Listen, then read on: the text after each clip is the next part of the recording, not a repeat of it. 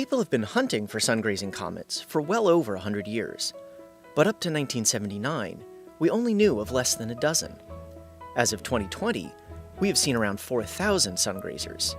Why did the number increase? The answer lies along the route most sun-grazers follow. In the late 1800s, Heinrich Kreutz observed that a few recent comets traveling near the Sun appeared to follow the same orbit.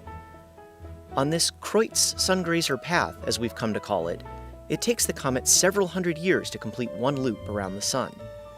While there are other orbits of sun-grazers, Kreutz comets are the most common. All of the comets in this orbit came from a single comet that fell apart near the Sun thousands of years ago.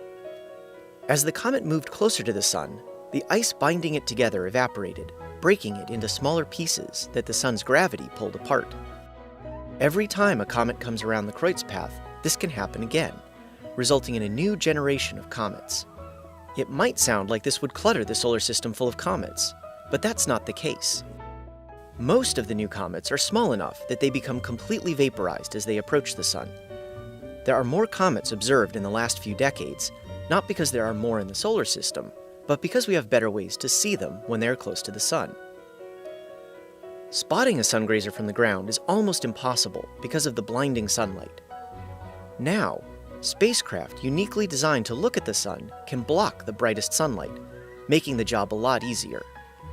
Since the joint ESA-NASA mission SOHO launched in 1995, it has shown us thousands more comets than any tool before it. With SOHO, we can now see the smaller, fainter comets close to the Sun, just long enough to add them to our list of sun-grazers before they vaporize. The spacecraft's data is available online, so now anyone can discover a comet. Roughly 95% of these comets have been found by amateur astronomers. SOHO isn't the only sun-observing spacecraft to have surprised us with beautiful images of comets.